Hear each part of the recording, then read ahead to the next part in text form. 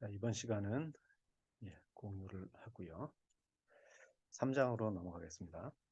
3장의 정정 트러스의 해석으로 넘어가겠습니다. 자, 그래서 이제 트러스, 지금까지 이제 보호의 개념을 2장에서 살펴봤고요. 여기서는 트러스에 대한 개념을 살펴보고 트러스를 어떻게 해석할 거냐, 뭐 그런 것까지 우리가 이어서 하겠습니다. 자, 그래서 이제 트러스라고 하는 걸 우리가 이제 해석을 해야 되는데, 트러스라고 하는 것은 봉상에, 예,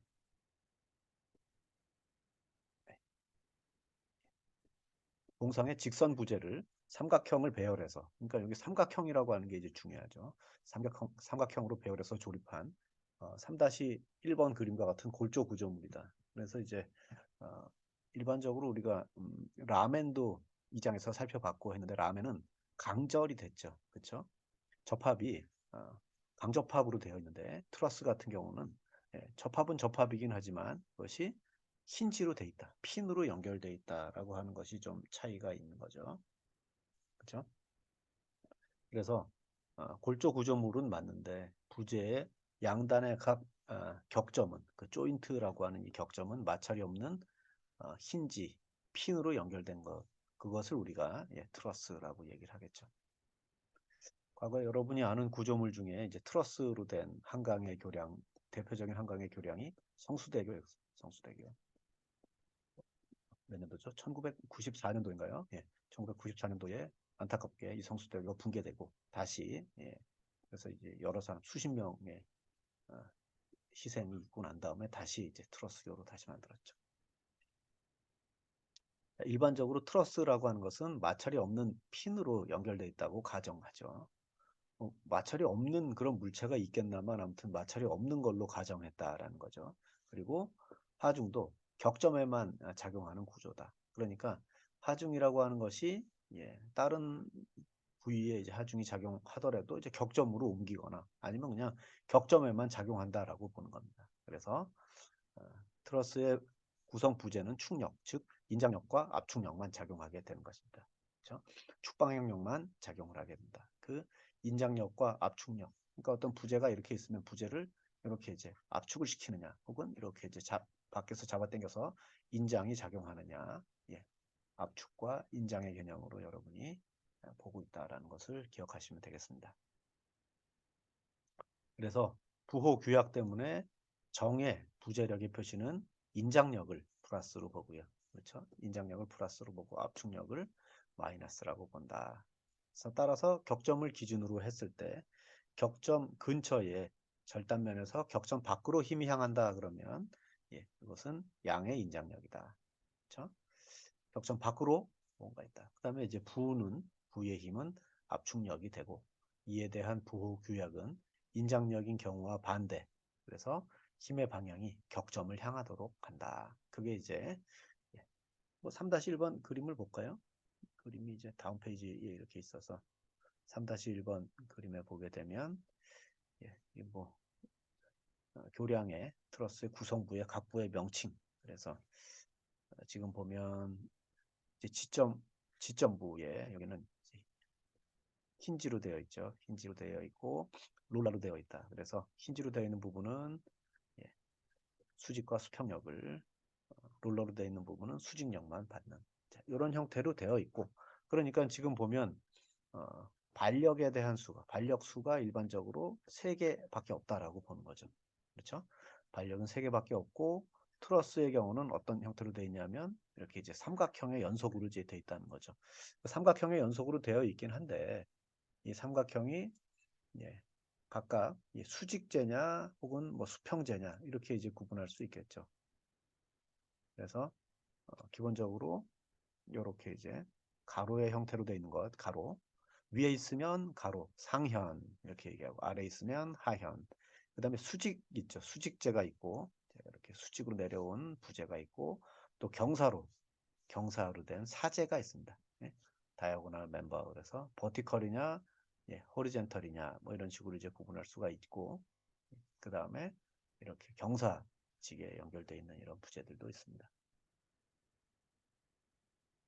그리고 예, 거기에 대한 세로의 보의 형태로 되어 있는 부분도 있고, 예, 그다음에 뭐 교문 브레이싱, 단주 뭐 이렇게 되어 있는데 여러분이 생각해야 될 건 기본적으로 평면을 기준으로 우리가 생각을 하니까 평면도상에서의 수직재냐, 예, 수평재냐, 혹은 뭐 경사재냐, 사재냐, 그다음에 거기에 어떤 지점이 있고, 물론 지점이 이제 이쪽에 있어야 되겠죠. 그렇죠? 지점과 지점이 어떤 형태로 되어 있느냐, 뭐 이렇게 구분을 해볼 수가 있겠습니다. 자, 다시 그렇게 해서 이제 그림을 가지고 우리가 표시를 했고요. 트러스의 모든 부재가 한 평면 내에 놓여 있으면 평면 트러스가 된다. 그래서 제가 평면의 관점으로 해석을 한다라는 얘기가 이제 그런 얘기고요. 3차원 공간에 있으면 입체 트러스가 되는데 3차원이니까 이제 3D 형태가 되고 평면이니까 이제 2D 형태가 된다. 이렇게 얘기할 수가 있겠고요. 정정 트러스는 힘의 평형 방정식을 이용해서 모든 반력과 부재를 구할 수 있는 트러스를 이제 정정 트러스라고 하고요. 그러니까 힘의 평형 방정식이라고 하는 게 세 개의 평형 방정식이 되겠죠. 그렇죠? 평형 방정식 세 개면 미지수도 역시 세 개밖에 없어야 이 세 개의 평형 방정식을 가지고 우리가 미지수를 해결해낼 수가 있게 되는 거죠. 그것을 이제 정정 구조물이다. 그게 트러스라면 정정 트러스다라고 얘기를 하는 거고요. 그렇지 않은 그런 것을 이제 부정정이라고 한다. 그래서 트러스를 구조 해석할 때 다음과 같은 이상 트러스의 조건이 존재한다라고 가정한다. 어떤 가정사항이 있냐면 첫 번째는 부재들은 그 양단에서 마찰이 없는 매끄러운 핀으로만 연결이 돼 있다. 그러니까 힌지로 돼 있다라는 겁니다. 강접합으로 용접을 한다거나 뭐 이렇게 하고 꼼짝 못하도록 만들어 놓은 것이 아니라 회전은 허용한다라는 얘기죠. 핀으로 고정했다는 얘기는 회전을 허용한다라는 내용이 되겠습니다. 그 다음에 두 번째는 트러스는 동일 평면 위에 놓여 있고 또 하중과 반력은 격점에만 작용한다. 그렇죠? 격점이 힌지로 되어 있는 그 힌지부에만 하중과 반력이 작용한다라고 보는 거죠. 그 다음 세 번째는요. 각 부재의 도심축은 직선이고 연결판의 격점 중심을 지나게 된다. 그래서 도심축은 이제 직선이 된다. 그러니까 도심이라고 하는 게 이제 무게 중심을 이제 도심이라고 얘기할 수도 있고요. 그렇죠? 부재의 중심, 연결판의 격점 중심을 이제 지나는 형태로 본다. 이게 이제 세 번째 가정. 네 번째는 각 부재의 변형은 미소에서 뭐 변형이 있긴 있는데 이제 미소이고 그다음에 부재의 응력이 탄성 한계를 벗어나지 않는다. 그러니까 탄성 거동의 범주 안에서 부재가 반응을 한다. 얘기할 수가 있겠죠. 그래서 위에 네 가지 조건을 만족하는 이상 트러스의 각 부재는 인장이나 압축의 충격만 받는다고 할 수 있다. 그래서 인장력과 압축력이 어떤 형태가 되느냐. 인장력을 플러스라고 했고 압축을 마이너스라고 했다.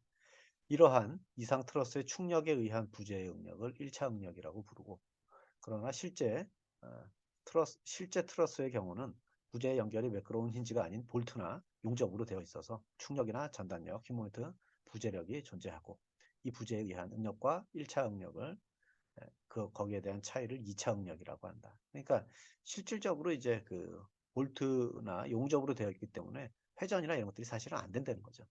그렇죠? 그래서 대부분의 트러스에서는 단면에 비해서 길이가 길고 편심이 작아서 힘 등에 대한 능력이 작은 거 2차 응력은 1차 응력에 비해서 훨씬 작은 값이 된다. 그 무시한다 이런 얘기죠. 그래서 트러스를 이상 트러스로 가정하고 충력만 구하는 그렇게 해석해도 설계 시에 대체로 만족스러운 결과를 주기 때문에 그러한 형태로 계산을 한다. 아까 예를 들었던 뭐 성수대교 같은 경우는 1979년도인가요? 그때 이제 만들어서 한 15년 정도 썼습니다. 94년이면 한 15년 정도의 기간이 있었죠. 이때 1979년만 하더라도 계산이나 지금 이런 부분들이 뭐 전자계산기라든지 뭐 컴퓨터라든지 이런 것들이 상용화되기 전이어서 대부분의 경우는 뭐 수작업에 의해서 계산하는 그런 경우들이 많았었습니다.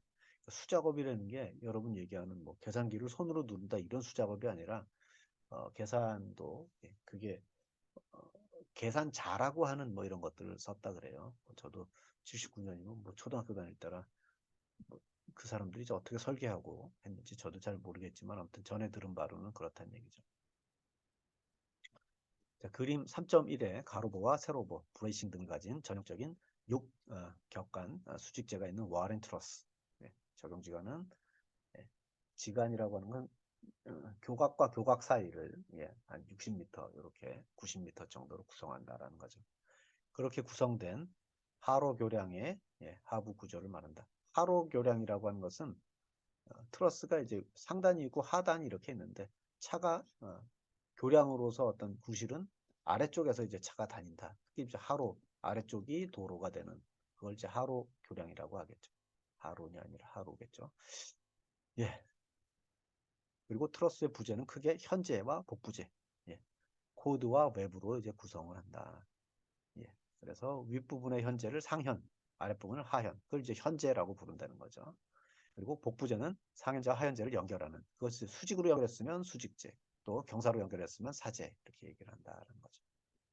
마찰이 없는 핀으로 연결된 각 부재의 결합점을 격점 혹은 뭐 절점이라고도 하고요. 절점을 더 많이 쓰기도 하는데 아무튼 격점이라고 부르고, 이러한 하로 트러스교는 바닥판 위에 작용하는 차량의 하중을 바닥트린 세로보와 가로보를 거쳐서 양쪽 주 트러스의 하현재 격점에 간접적으로 이제 전달하는 그런 형태로 구성을 하게 되겠습니다. 여기에서 가로보는 양쪽 주 트러스의 격점을 단단히 잇는 단순보로 볼 수 있고, 세로보는 양쪽 주 트러스에 평행하게 놓인 단순보, 연속보로 간주할 수 있다. 아무튼 뭐 그렇게 볼 수가 있고요. 브레이싱이라고 하는 게 이제 수직 브레이싱이 있는데 단주를 가로 방향으로, 그러니까 기둥을, 짧은 기둥은 이제 단주라고 하고 긴 기둥을 장주라고 하는데, 이 단주를 가로 방향으로 보강하고 있는 단의 수직 브레이싱을 교문 브레이싱이라고 하고, 이들 브레이싱은 두 개의 평면 트러스를 입체적으로 잡아주는 횡하중에 대해서 저항하게 돼서 좌구를 방지한다. 이 좌굴이라고, 버클링이라고 하는 이 좌굴은 뭐냐면, 일반적으로 어떤 부재가 있으면 변이가 발생을 하게 되겠죠. 그런데 기둥 같은 경우는 기둥이 만약에 길어지면 힘을 이쪽 방향으로 줬으면 이게 이제 압축이 되거나 뭐 이렇게 되는데, 근데 어느 순간에 이제 부재가 이렇게 반응을 한다라는 겁니다. 그렇죠? 그러니까 힘을 주는 방향에 대해서 직각 방향의 어떤 변이가 발생을 하는 그런 것들이 이제 좌굴이라고 하겠죠. 그게 기둥이 짧다면 뭐 그런 일이 벌어질 리가 없죠. 근데 기둥이 길다라고 한다면 휘는 그런 현상이 발생을 할 수가 있겠죠. 그래서 휘마 중에 저항하도록, 효율적으로 저항하도록 해서 좌구를 방지하는 그런 형태를 여러분이 기억을 하시면 되겠습니다. 그래서 트러스는 형상에 따라서 단순 트러스, 합성 트러스, 복합 트러스 이런 등으로 구분할 수가 있고요. 이때 단순 트러스는 기본적인 삼각형 요소로 시작해서, 트러스라고 하는 것은 삼각형의 연속이다 이렇게 보시면 되겠죠. 삼각형 부재의 연속된 조합이다 라고 보시면 되겠고, 그렇게 해서 단순히 두 개의 부재식을 연결해 가므로, 삼각형에다가 부재 두 개를 연결하면 또 삼각형이 되고, 부재를 연결하면 삼각형, 부재 두 개를 연결하면 삼각형, 이렇게 되겠죠. 그렇죠? 근데 이제 두 개씩 연결하기 전에 일단 삼각형을 구성을 하려면 세 개의 부재가 있어야 되겠죠. 세 개의 부재에 추가로 두 개를 연결했다 이렇게 이제 보셔야 되겠습니다. 그래서 두 개씩 부재를 연결해 감으로 이루어진 3-1의 안정, 정정 트러스를 말합니다. 그러니까 정정 트러스임에도 불구하고 안정이 있고 불안정이 있다라는 겁니다. 같은 정정이지만 안정이 있고 불안정이 있을 수 있다. 안정된 상태가 있고 불안정한 상태가 있을 수 있다. 합성 트러스는 두 개 이상의 단순 트러스를 핀으로 연결해서 만든 트러스를 합성 트러스. 복합 트러스는 단순 트러스와 합성 트러스도 아니면서 정정인 트러스를 이제 복합 트러스라고 한다. 그렇죠? 자, 그래서 A번 그림에 보면 지금 보면 이렇게 이제 구분하셔야 돼요. 좌측은 반력이 이제 두 개가 있죠. 핀이기 때문에. 그다음에 우측은 롤러기 때문에 반력이 한 개 있습니다. 그래서 외적으로 보면 트러스의 삼각형 바깥쪽으로 보면 외적으로는 세 개의 미지수를 지금 봤던 이제 세 개의 방정식, 그렇죠? 방정식을 가지고 미지수를 해결할 수 있으니까 외적으로는 정정이다라고 얘기할 수가 있습니다. 그렇죠? 그리고 트러스가 삼각형으로 이렇게 완벽하게 잘 구성이 되어 있느냐. 모든 부재가 삼각형의 연속으로 되어 있다. 그러면은 요거는 내적으로 정정이다라고 얘기를 하는 겁니다. 자, 외적도 정정, 내적도 정정이니까 이 트러스는 완전한 정정 구조물이 되는 거죠. 두 번째 B번을 볼까요? B번도 역시 외적으로는 외적의 반력이 이제 세 개의 반력이 존재하죠. 그렇죠? 그래서 우리가 수직력의 합은 0, 수평력의 합은 0, 모멘트의 합은 0 이렇게 세 개의 평형 방정식을 가지고 이 세 개의 미지수를 해결할 수 있으니까 이것도 B번 그림도 외적으로는 정정이 됩니다. 그럼 내적 정정은 삼각형으로 잘 구성이 되어 있나요? 이따가 다른 식을 가지고 우리가 살펴보긴 하겠지만 역시 내적도 정정이다라고 얘기할 수가 있습니다. 자, 그 다음에 이제 C번 그림에 보면 그림이 좀 요상하게 되어 있긴 하지만 상현으로 교량을 상현 교량이 되는 거죠. 하현 교량이 아니라. 그래서 여기도 역시 마찬가지로 외적으로는 미지값이 3개, 반력값이 3개, 나머지 모든 부재는 삼각형으로 잘 연결이 되어 있죠. 자, 그런데 D번 그림에 보면 이 완벽한 삼각형이 아니죠. 그렇죠?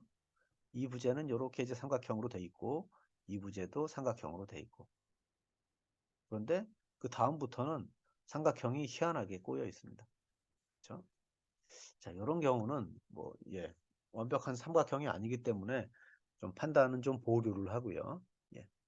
판단은 살짝 보류를 하지만 외적으로는 지점 두 개가 하나는 힌지, 하나는 롤러로 되어 있으니까 외적으로는 정정이 되겠네요. 외적으로는 정정이요.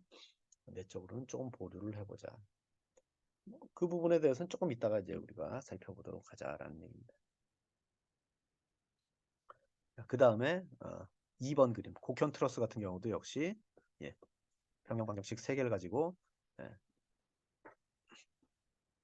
우리 지점부의 반력 3개를 우리가 알아낼 수가 있었고 나머지 모든 힌지들이 전부 삼각형으로 연결이 되어 있으니까 역시 외적으로는 정정이요.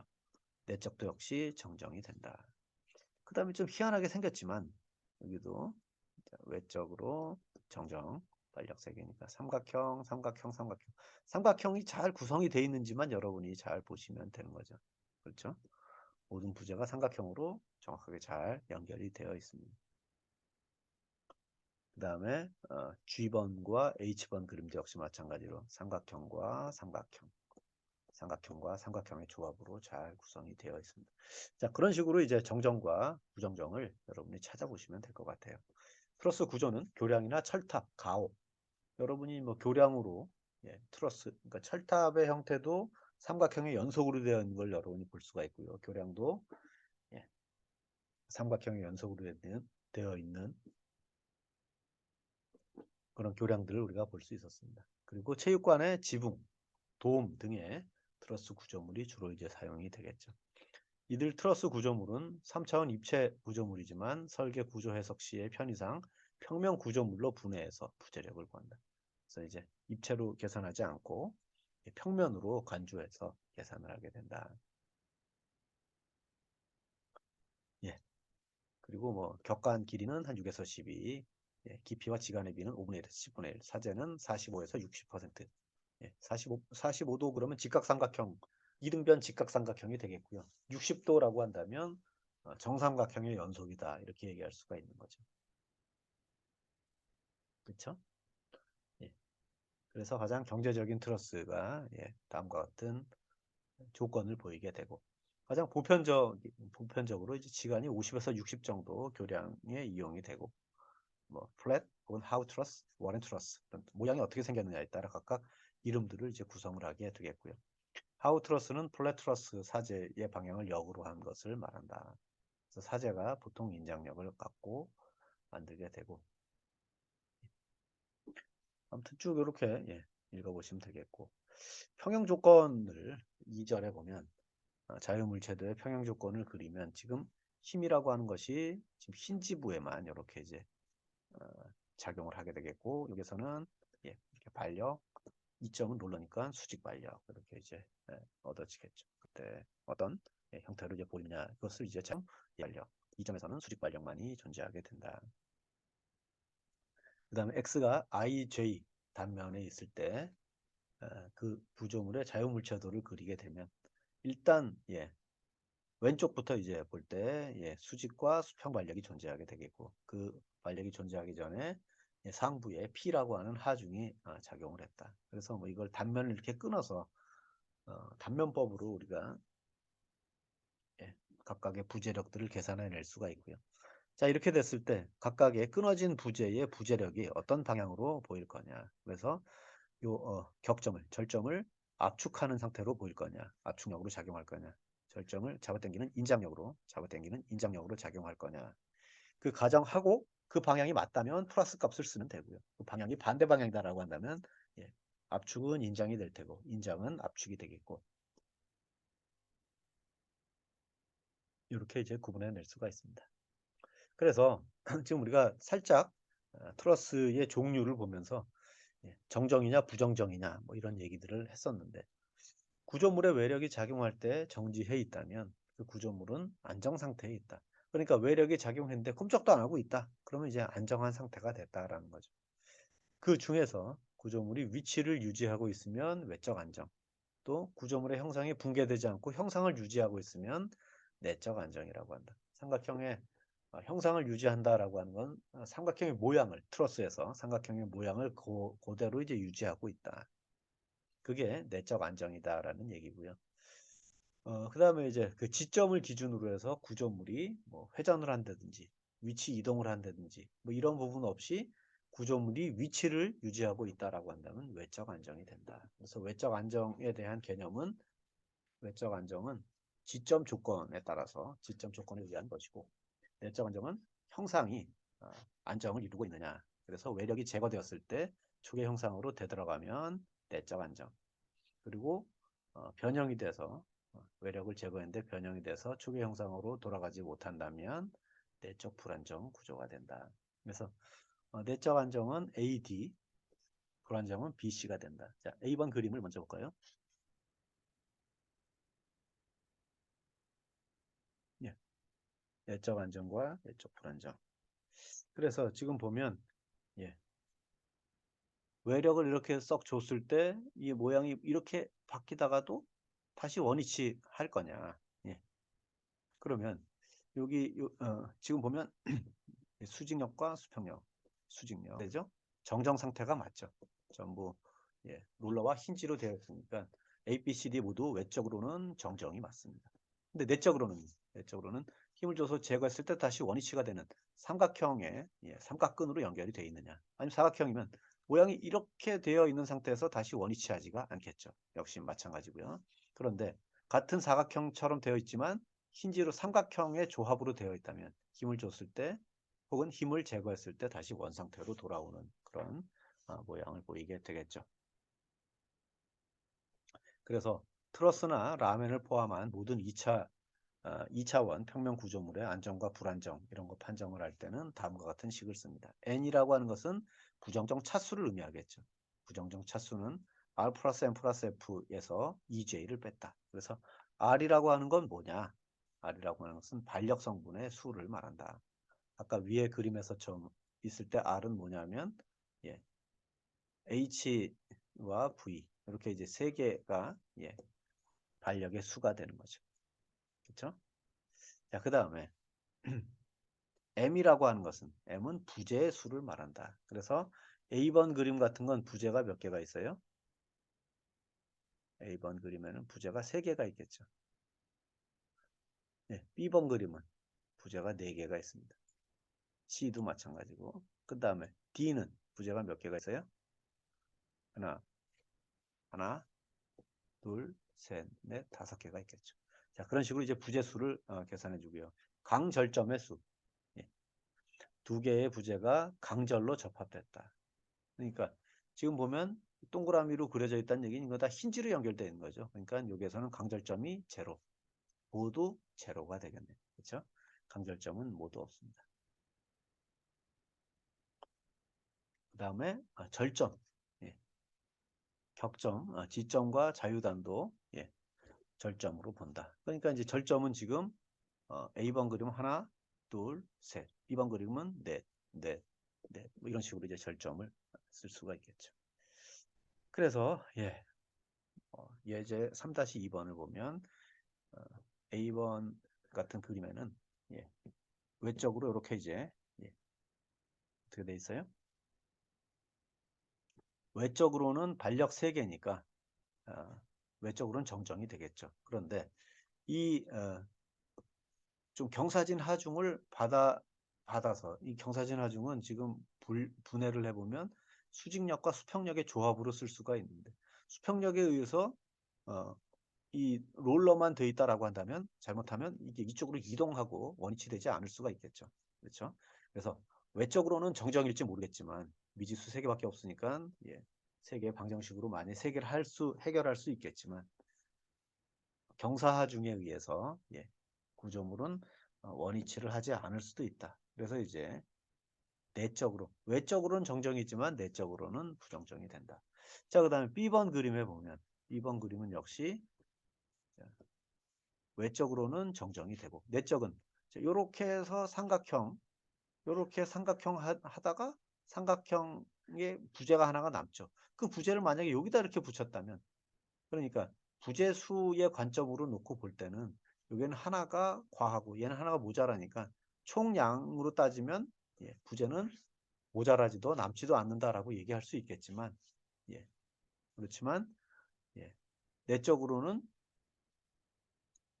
어디는 모자라고 어디는 남고 그러니까 힘의 균형이 이루어지지 않는 그런 형태가 되는 거죠. 그러나 이거를 이제 문제의 형태로 이제 해결을 해보면 반력수는 몇 개예요? 반력수는 3개가 되겠죠. B번 그림에서 부재수는 하나, 둘, 셋, 넷, 다섯, 여섯, 일곱. 하나, 둘, 셋, 넷, 다섯, 여섯, 일곱, 9개죠. 그래서 부재수는 9개가 되고 강절점은 하나도 없죠. 그 다음에 절점수, 지점 포함해서 하나, 둘, 셋, 6개가 되겠죠. 그래서 N은 R을 3, M은 9, 0, 빼기 2 곱하기 6. 그러면 실질적으로 가로 안도 12요. 세로도 아니 두 번째 항도 10이니까 0이 되는 것처럼 보이지만 그래서 정정인 것처럼 보이지만 실질적으로 구조적으로 이제 문제가 있을 수 있다. 여기는 남고 모자라고 하니까 이제 문제가 있을 수 있다. 이렇게 얘기하는 거죠. 자, 그다음에 이제 C번 그림은요. C번 그림은 이게 뭐 뒤에 풀이를 보면 조금 애매하긴 한데 뭐가 애매하냐면 반력이 지금 3개밖에 없잖아요. 근데 이제 4개라고 얘기를 합니다. 그러니까 이것도 아마 힌지로 본 게 아닌가 싶어요. 그러면 이제 4개가 나오겠죠. 자, 부재수는 몇 개죠? 자, 요게 하나가 아니고요. 하나 이렇게 되는 둘, 셋, 넷, 다섯, 6개. 부재수는 6개가 되죠. 그렇죠? 부재수는 6개가 되고 그 다음에 반력은 3개밖에 없어요. 그렇죠? 그 다음에 강절점이 강절점이 지금 요거는 밖으로 이렇게 나와 있어요. 그림을 잘 해석을 하셔야 됩니다. 이, 지금 어떤 식으로 되어 있냐면 이부제와 이부제는 강절점으로 되어 있는 겁니다. 이부제와 이부제는 강절점으로 되어 있죠. 그리고 이부제와 나머지 두 부제가 힌지로 연결되어 있다. 이렇게 되는 거잖아요. 그래서 강절점은 2개가 되고 그 다음에 절점수는 총 6개가 되겠죠. 그래서 3에다가 6에다가 1을 더하고 2배의 6을 그러면 1이 모자라나요? 그런데 이제 그 뒤에는 이제 그런 식으로 해결하지 않고요. 반력을 6개라고 봤습니다. 그래서 반력을 6개. 그러니까 이건 외력이죠. 반력이 아니라 외력이 작용하는 뭐 그것도 이제 포함했다 그러면 뭐 얘기할 수 있겠지만 아무튼 요 힘에 의해서 이 힘에 의해서 예, 지금 물체가 이렇게 이제 모양을 변형시킨다. 그래서 이제 구조적으로 문제 있는 것으로 본다. 이렇게 얘기한다는 거죠. 자, 아무튼 오늘은 여기까지. 예. 이번 시간은 3-2번 예제까지 하고요. 이후에 3-3으로 학습을 진행하도록 하겠습니다. 예, 수고 많으셨습니다.